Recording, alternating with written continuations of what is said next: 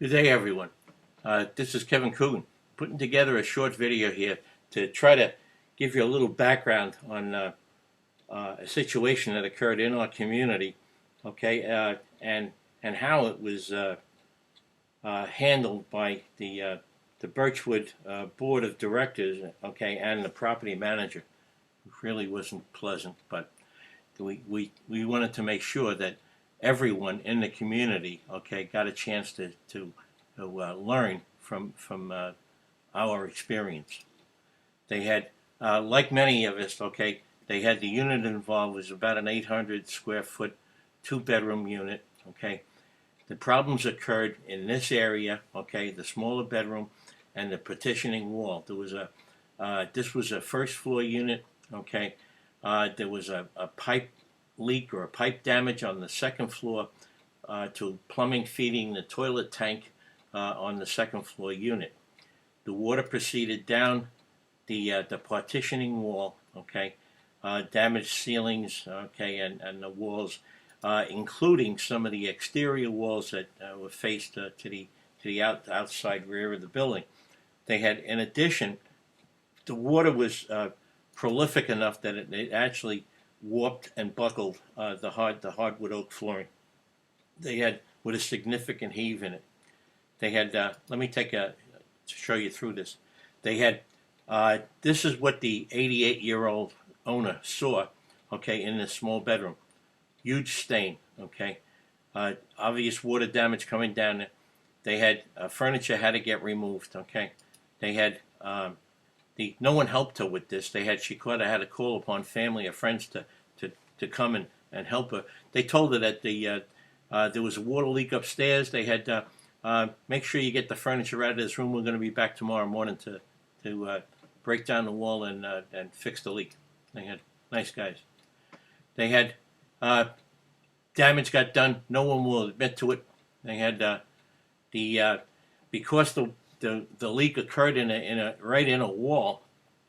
Okay, it actually seeped. It not only damaged the hardwood floor, but it seeped underneath a tiled floor in the bathroom. So it just destroyed part of that.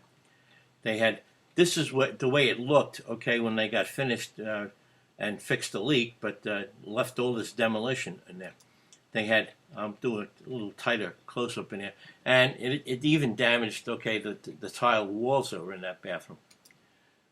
They had this photo was taken during the demolition, and this is from the bedroom side, looking at that flooded partitioning wall, and they had not yet removed the sheetrock and tiles and stuff that were on the bathroom side of that wall. We think that the toilet tank damage, was done, as the sheetrock wall was removed, but nobody will admit to it. They had, when they got done, this is what was there, they had part of the ceiling had been removed, part of the exterior wall had been removed, and the insulation was soaking wet. They had, and a significant piece of the partitioning wall between the bedroom and the bathroom, was removed. They had, only a few days went by. There was a lot of sheetrock and a lot of leaking water that had got down that wall and into the basement storage area.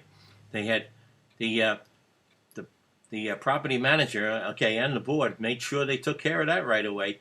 They had all of this has been patched. They had I have some photos of this of when the water was coming out. They were filling up 30-gallon trash pails with water, trying to keep the water from spreading over to the storage areas.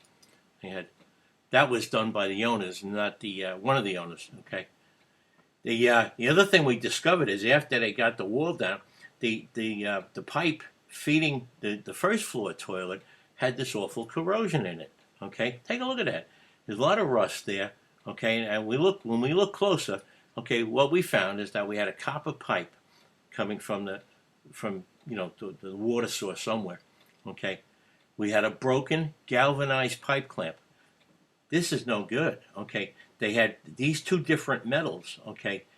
Create corrosion. It's known as galvanic corrosion. You put the kids' science project. You put two different metals together.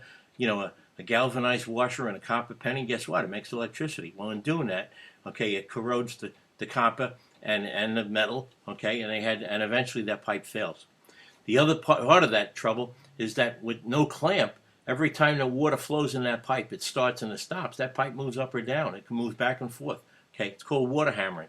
And like anything, any other piece of metal, if you bend it enough back and forth, it's going to break. We think that's what precipitated this flood to begin with, because there was no water ever shown into the second floor bathroom. They had the pipe, all the water was within the wall, not visible to the second floor owner. They had, however, the association, okay, and the property manager were content to try to blame it on him and not do anything else, leave all the responsibility to the two owners.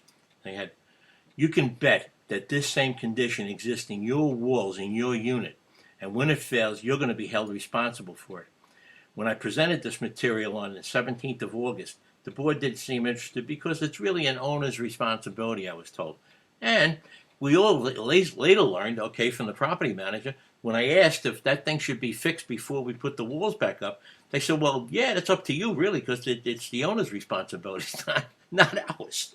So they had what people? They had, I want to make another issue with this toilet. Okay, these workmen, there was two companies in there, claimed they didn't do it. Okay, look at this. Okay, they had this thing was right against the tiled wall. The tiled wall had to come down, but nobody broke anything. Okay, look at the size of this chunk. Okay, had that been broken before, wouldn't that piece have been noticed when the bathroom was swept or mopped or something? I don't. It's incredulous. They had, and the same for that. And that piece is smaller. It's actually on the tank side. They had, maybe it would have fallen in. There was no evidence of that. They had, the plumber mentioned, oh, you're going to need a toilet. They had, but we didn't do anything. Yep. They had another look at that corrosion. They had, it's very serious. I think it's endemic to the entire complex.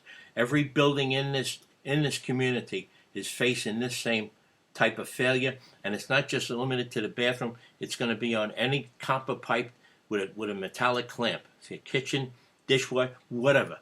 And when it goes, you're going to be held responsible for it.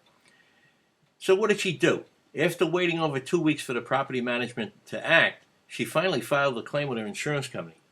At that time, she didn't know that the association's board was still trying to place blame and pressure on the owner on the second floor. They even sent her a letter stating the following: please be aware that the unit, okay, will be billed for damages and repairs. The association isn't responsible for individual units. It's the responsibility of the unit owners to close up and repair the remaining damage. They failed to mention that her unit, okay, is also insured by the Birchwood Association Master Insurance Plan. She had to learn that from her own insurance company. They had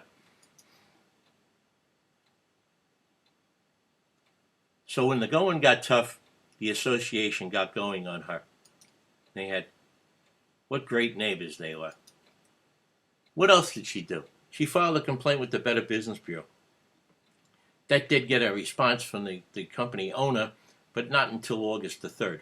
They had been filed early in, probably mid-June.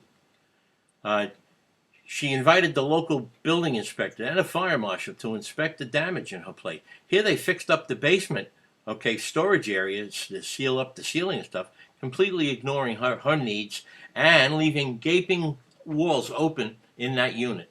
Okay, when she invited the property manager and the board of the directors, they declined her invitation to attend a meeting with these people. She mailed a memo to the executive board members showing the condition of her unit and how deplorable the living conditions were. She made repeated requests to learn the date, time, and location of the next meeting of the board. This was back in mid-July, 15th, 16th. We later learned that the meeting was on the 20th, but that was after like pulling teeth. She was finally given that information at the very last minute, okay? But on July the 20th, she had a heart attack in the morning. The meeting was scheduled for 7 p.m. that night. They had shame on them all. They had this has been a very difficult situation, and you ought to know that when the chips are down, you've got no friends on the Birchwood board or the property manager. You're on your own. So you really have to keep in touch with your friends and be wise to some of the goings on. This is Kevin Coogan. I would ask you to read the Birchwood Times and get in touch with us, and in joint voice we can fix some of this.